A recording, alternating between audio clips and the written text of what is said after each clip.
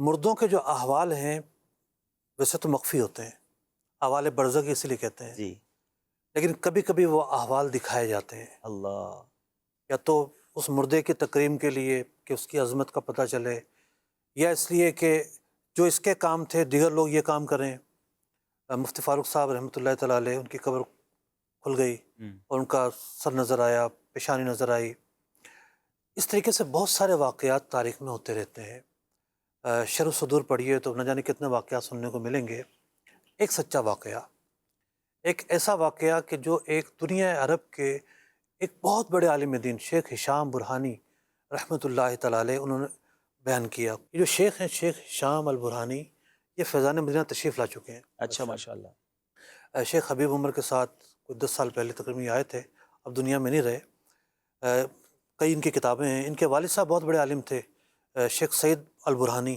واقعہ ہے ان کے والد کے دادا کے دور کا، یعنی تقریباً 200 سال پہلے کا۔ اچھا اب ان کی آواز اتنی میٹھی اور شیریں ہے، 30 سیکنڈ ہم ان کی آواز میں سنتے ہیں کیا واقعہ تھا، پھر میں بیان کرتا ہوں جی انشاءاللہ، جی سنائیے۔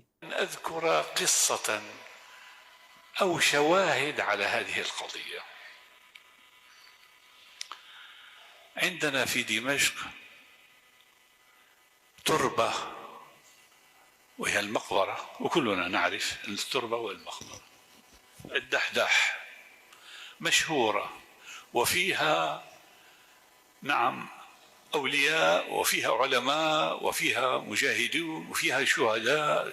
یہ بیان فرما رہے ہیں کہ دمشق میں ایک قبرستان ہے، اس کا نام ہے دادح، ٹھیک ہے۔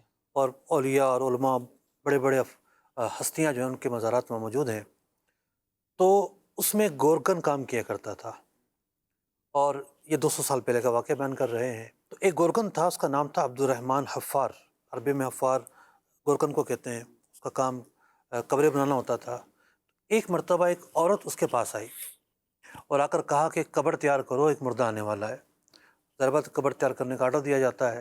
وہ عورت خود کیوں آئی، ہو سکتا ہے پیچھے جو بھی ہو وہ بیمار ہو، چل کر نہ آ سکتا ہو۔ تو چند افراد صرف اس مردے کے ساتھ آئے، غریب لوگ تھے، زیادہ جان پہچان نہیں ہوگی۔ جب تدفین ہونے لگی تو ہوا یہ کہ گورکن جب آخری تختہ رکھنے لگا تو اچانک اس نے قبر میں کیا دیکھا کہ وہ قبر جو ہے جنت کا باغ بنی ہوئی ہے۔ سبحان اس اللہ۔ کا تو منظر ہی چینج ہے۔ اور ابھی یہ دیکھ ہی رہا تھا کہ یہ دیکھتا ہے کہ 2 فرشتے آتے ہیں اور مردے کو اٹھا کر ایک گھوڑے پر اپنے ساتھ لے جاتے ہیں۔ واہ، یہ وہیں بے ہوش ہو جاتا ہے۔ لوگ دیکھتے ہیں اسے کیا ہوا اور اسے اٹھا کر سائیڈ میں رکھتے ہیں، پانی وانی ڈالتے ہیں، ہوش آتا ہے، یہ واقعہ بیان کرتا ہے، کسی نے مانا کسی نے نہیں مانا، معاملہ رفع دفع ہو گیا، ختم ہو گیا۔ کچھ عرصے کے بعد پھر ایک عورت آئی اور پھر کہا کہ قبر تیار رکھو، اور قبر تیار کی گئی، اور قبر تیار کرنے کے بعد جب مردہ آیا تو پھر وہی واقعہ پیش آیا کہ اس نے دیکھا قبر تو جنت کا باغ بن گئی ہے، اور پھر فرشتے آئے ہیں اور اس مردے کو اپنے ساتھ لے جا رہے ہیں۔ اس مرتبہ یہ بے ہوش نہیں ہوئے۔ تدفین مکمل ہوئی تو یہ فوراً واپس گیا اس عورت کی تلاش میں، اسے جا کے ملا اور کہا کہ تم کون ہو اور جسے دفنایا گیا یہ کون تھا؟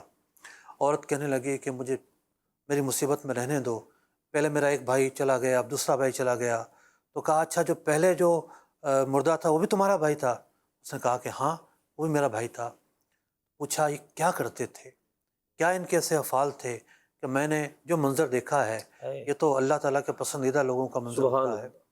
تو وہ عورت کہنے لگی کہ جو پہلا تھا جو دنیا سے چلا گیا وہ ایک طالب علم تھا، سبحان اللہ۔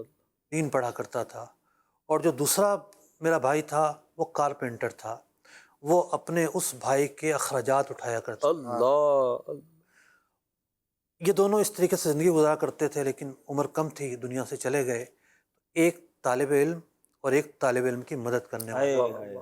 اس کے بعد کیا ہوا، یہ جو عبد الرحمن حفار تھے، تو اصل جو واقعہ جس مقصد کے لیے بیان کیا جاتا ہے، انہوں نے جب یہ معاملہ دیکھا کہ اتنی عظیم فضیلت ہے علم حاصل کرنے والوں کی، انہوں نے سب کچھ چھوڑا، 45 سال ان کی عمر تھی، اور جا کر علماء کے پاس حاضر ہوئے کہ مجھے دین پڑھنا ہے۔ علماء نے کہا کہ تمہاری اتنی عمر ہو گئی کیسے پڑھو گے؟ کہا کہ نہیں میں نے پڑھنا ہے۔ انہوں نے دین پڑھنا شروع کیا اور اپنے وقت کے کبار علماء میں ان کا شمار ہوا۔ جو 13ویں صدی کے علماء کی سوانے پر مشتمل کتابیں ہیں، آج بھی ان میں ان کا نام لکھا ہوتا ہے۔ شیخ عبد الرحمن حفار اللہ کی اولاد میں سے بڑے بڑے علماء پیدا ہوئے. سبحان اللہ. سبب کیا بنا کہ ان کے سامنے اللہ تعالیٰ نے ایک حال منکشف کر دیا کہ دین پڑھنے والے اور دین پڑھنے والوں کی خدمت کرنے والے واہ ان واہ کا کیا انجام ہوا. سبحان اللہ سبحان اللہ.